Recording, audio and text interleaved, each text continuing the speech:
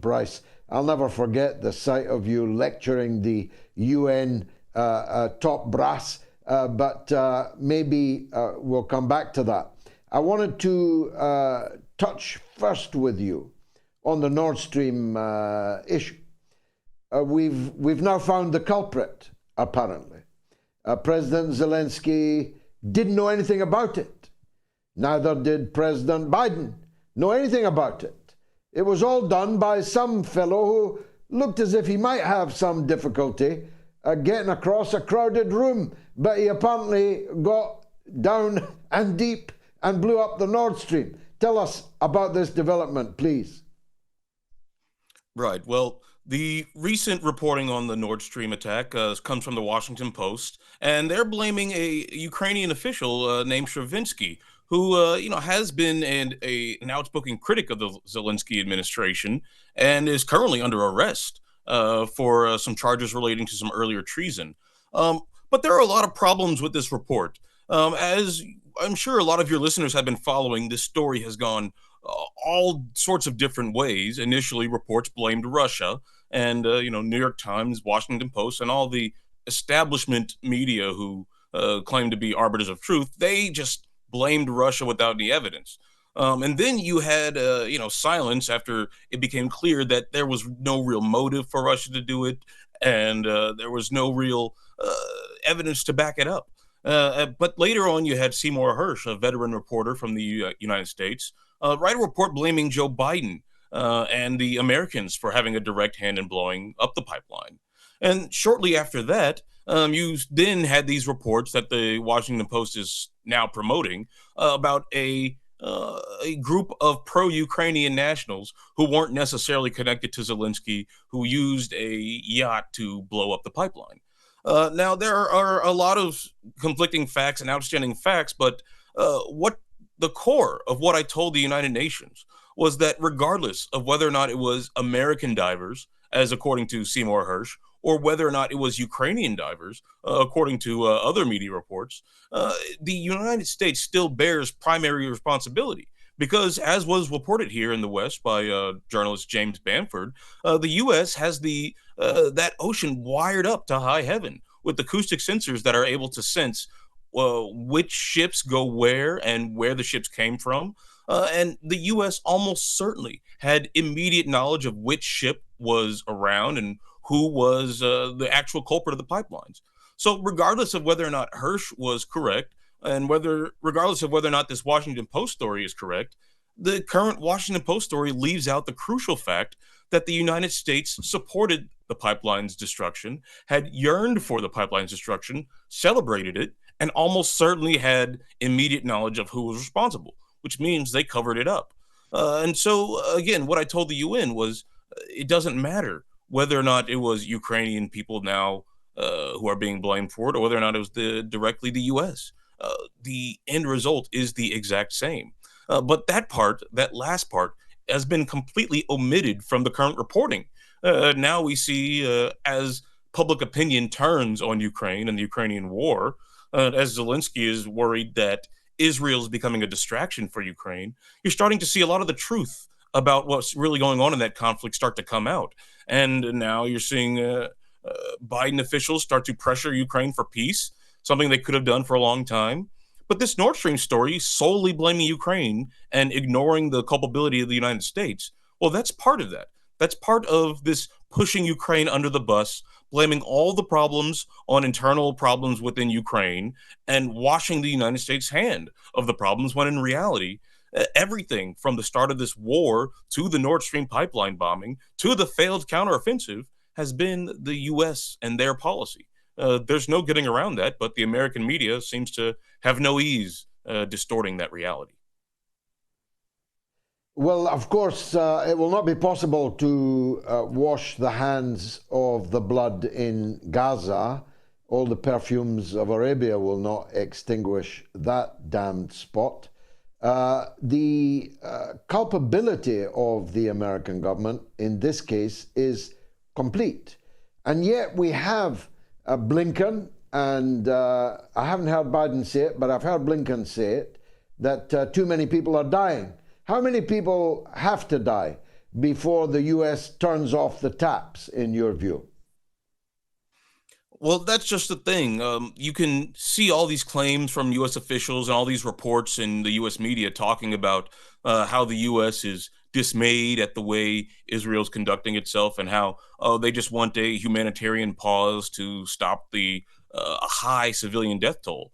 But if you look at their actions speak louder than their words, and their actions say Israel has a blank check to keep doing whatever they want. Remember, Israel receives $4 billion a year from the American empire. And just recently, we passed another $14 billion. That was the first thing we did after we got a new Speaker of the House. And so Israel isn't really in a position to say no to America when we say you shouldn't advance into Gaza, or you shouldn't be blowing up hospitals, or maybe you should go ahead and start to think about ending the occupation. All of these things are within the U.S.'s control. And so these false tears of these civilian casualties by these Biden administration officials, it should be understood as just that. It's just false care. They don't care about these people. If they cared, they would exercise their abilities, which they do have, to get Israel to stop the bombing completely, to call for a ceasefire, to take steps to ease the blockade, which is the root of the violence that happened on October 7th, to end the occupation, which is the root of all the violence that happens within Israel. Everyone understands that, but no one seems to act on it. And again, the media are complicit in allowing this vision, this image of an administration who is doing what they can to stop Israel, but they just can't restrain their closest ally. That's all nonsense, and it should be dismissed. The signs are that the public are not with the political class on this. 66% of people want a ceasefire now in the U.S.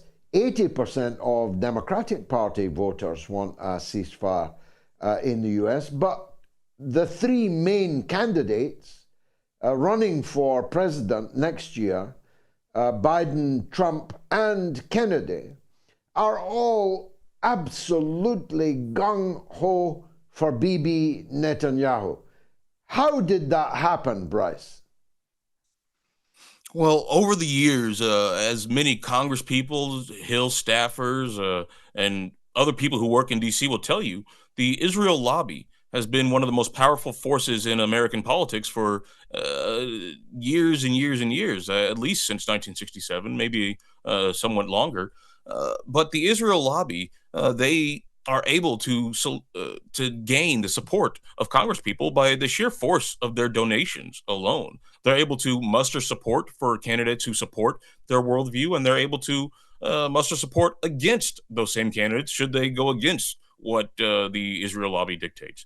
And this lobby would have significant power by itself, but it's gotten a major boost by the fact that Israel aligns with some of the most hawkish elements in the American imperial establishment. Israel has been helping the United States achieve its goals in the Middle East. They help with Syria. They were one of the major people pushing for the invasion of Iraq. These hawks are empowered by Israel, and Israel is empowered by these hawks. So it's a virtuous circle where, of course, Israel is the junior partner, but the American empire benefits from Israel. Of course, none of the rest of the world benefits. The Middle East doesn't benefit. The people in Palestine don't benefit. Even Israelis themselves and American individuals themselves don't benefit from this alliance and this unconditional support.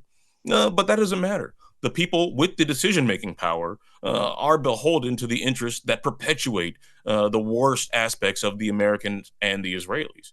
And so until that changes, or until there's significant pushback against that, there won't really be any change in America's disposition towards the state of Israel.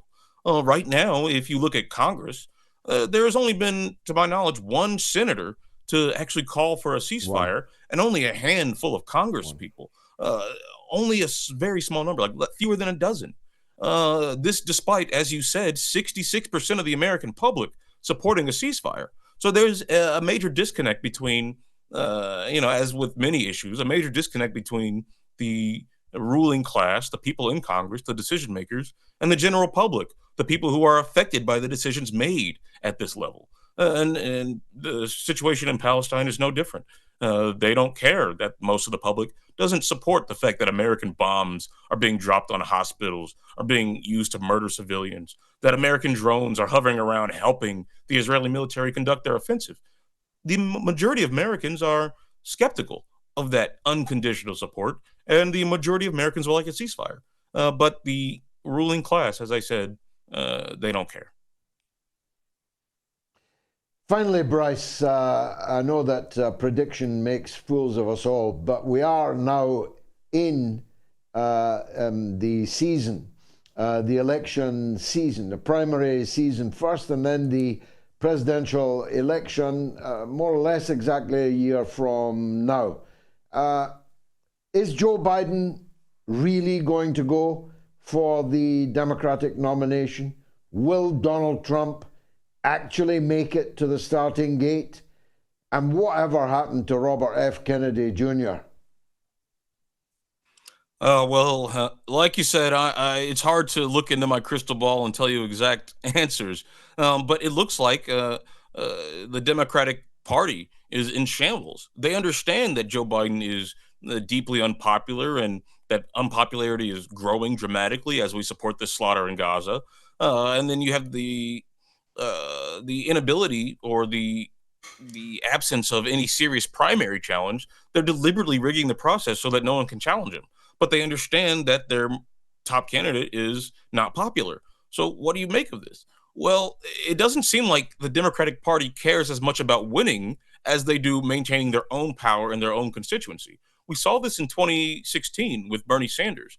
Bernie Sanders, who, by the way, has still not called for a ceasefire, but Bernie Sanders was clearly the more popular candidate in 2016, and polls clearly showed him winning over Trump in 2016, but the party establishment went for Hillary Clinton, who lost. But they didn't seem to care about that. That didn't seem to cause any sort of reflection or self-discovery about why this happened. No, they understood why it happened.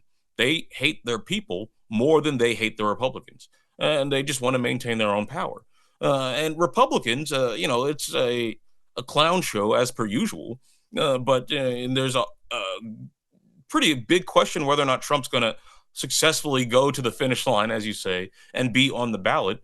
So it's really up in the air. But again, he has a wide base of support, and there's doesn't seem to be any reason that support is going to disappear anytime soon, barring some catastrophe for Trump. But and then you have Robert F. Kennedy, who is running as an anti-establishment candidate, but on the major issue of today, he's even more hawkish in some ways than both of the major party establishments. And so you have this moment where it does look like he has a shot at the presidency. I don't know how big that shot is, but it seems bigger than any third party candidate in at least my lifetime and as far as I've seen. But he's losing an opportunity to differentiate himself from the establishment when it comes to Israel. And, there are a lot of issues which I strongly agree with on RFK Jr., which include, taking on the regulatory capture by major corporations and the rampant lawlessness of our intelligence community. But there are reasons to suspect that his campaign might be unsuited to the task of taking on one of the major lobbies in America, the Israel lobby.